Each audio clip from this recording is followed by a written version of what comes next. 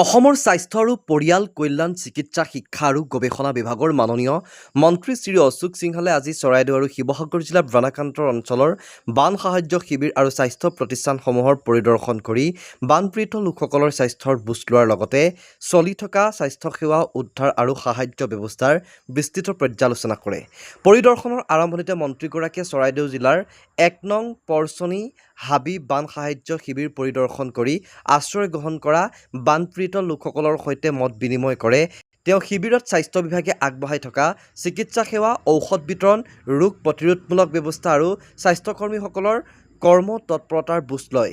ইয়াৰ পিছত তেওঁ টেঙাপুখুৰী অঞ্চলৰ অন্তৰ্গত চুমনি বানাক্ৰান্ত এলেকালৈ নাওযোগে গৈ প্লাবিত অঞ্চলসমূহ পৰিদৰ্শন কৰি স্থানীয় বাসিন্দাসকলৰ সৈতে মত বিনিময় কৰে আৰু উদ্ধাৰ সাহায্য আৰু স্বাস্থ্যসেৱাৰ সামগ্ৰিক পৰিস্থিতি পৰ্যালোচনা কৰে। ইয়াৰ পিছত মন্ত্ৰীগৰাকী শিৱসাগৰ জিলাৰ নাজিৰাৰ লক্ষীনগৰ আৰু ডিমৌ সমষ্টিৰ বেতবাৰী আলিমুৰস্থিত বান সাহায্য শিবিৰ পৰিদৰ্শন কৰি বানপীড়িত পৰিয়ালসমূহৰ স্বাস্থ্যৰ বুজ লয়।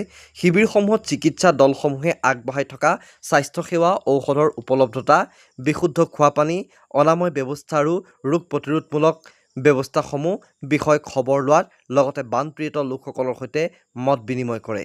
পৰৱৰ্তী সময়ত মন্ত্ৰীগৰাকীয়ে ডিমৌ আদৰ্শ চিকিৎসালয় পৰিদৰ্শন কৰি চিকিৎসালয়খনৰ বিভিন্ন বিভাগ, বহিঃবিভাগ, উপলব্ধ স্বাস্থ্যসেৱা আৰু আন্তঃগাঁথনিৰ পৰ্যালোচনা কৰে। বহিঃবিভাগত উপস্থিত ৰোগী আৰু তেওঁলোকৰ পৰিয়ালৰ সদস্যসকলৰ সৈতে মত বিনিময় কৰি চিকিৎসা সেৱাৰ মানদণ্ড সম্পৰ্কে মতামত গ্ৰহণ কৰে। ইয়াৰ লগতে চিকিৎসালয়খনৰ উপ অধীক্ষক ডাক্তৰ ৰূপম বৰকাকতি, জ্যেষ্ঠ চিকিৎসকসকল আৰু বিষয়ববীয়াসকলৰ সৈতে অনুষ্ঠিত পৰ্যালোচনা বৈঠকত চিকিৎসা সেৱাৰ গুণগত মান অধিক উন্নত কৰাৰ বাবে বিভিন্ন বিষয়ত বিস্তৃত আলোচনা কৰে। মন্ত্ৰীগৰাকীয়ে চিকিৎসক ডাক্তৰ সুৰজিৎ গিৰিৰ সৈতে সৰ্পদংশনত শূন্য মৃত্যু নিশ্চিত কৰাৰ সফলতা সম্পৰ্কেও আলোচনা কৰে।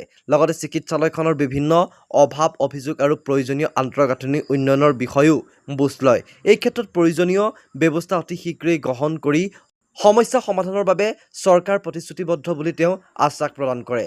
পৰিদৰ্শনৰ অন্তত সংবাদ মাধ্যমৰ সৈতে মত বিনিময় কৰি মাননীয় মন্ত্ৰীগৰাকীয়ে কয় যে বানপীড়িত অঞ্চলসমূহত স্বাস্থ্যসেৱা যাতে কোনো পৰিস্থিতিত ব্যাহত নহয় তাৰ বাবে ৰাজ্য চৰকাৰে সকলো প্ৰয়োজনীয় ব্যৱস্থা গ্ৰহণ কৰিছে।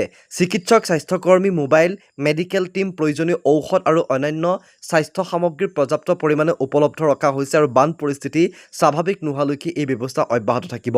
আজিৰ পৰিদৰ্শনত মন্ত্ৰীগৰাকীৰ সৈতে অসম চৰকাৰৰ মন্ত্ৰী সুশান্ত বুঢ়াগোহাঁই, মাহমৰা সমষ্টিৰ বিধায়ক সুৰুজ দিহিঙীয়া, স্বাস্থ্য আৰু পৰিয়াল কল্যাণ বিভাগৰ আয়ুক্ত সচিব ডাক্তৰ ভি অশোক বাবু, ৰাষ্ট্ৰীয় স্বাস্থ্য অভিযান অসমৰ মিছন সঞ্চালক ডাক্তৰ লক্ষ্মণ এছ, পৰিয়াল কল্যাণ সঞ্চালক শ্ৰী কমলজিৎ তালুকদাৰ, ৰাষ্ট্ৰীয় স্বাস্থ্য অভিযান অসমৰ ৰাজ্যিক কাৰ্যসূচী প্ৰবন্ধক দীপজ্যোতি ডেকা, যুটীয়া স্বাস্থ্য সেৱা সঞ্চালক ডক্তৰ মাখন কলিতা, জিলা প্ৰশাসন, স্বাস্থ্য বিভাগৰ জ্যেষ্ঠ বিষয়ববীয়া, চিকিৎসক, স্বাস্থ্যকৰ্মী আৰু অন্যান্য সংশ্লিষ্ট বিষয়াসকল উপস্থিত আছিল।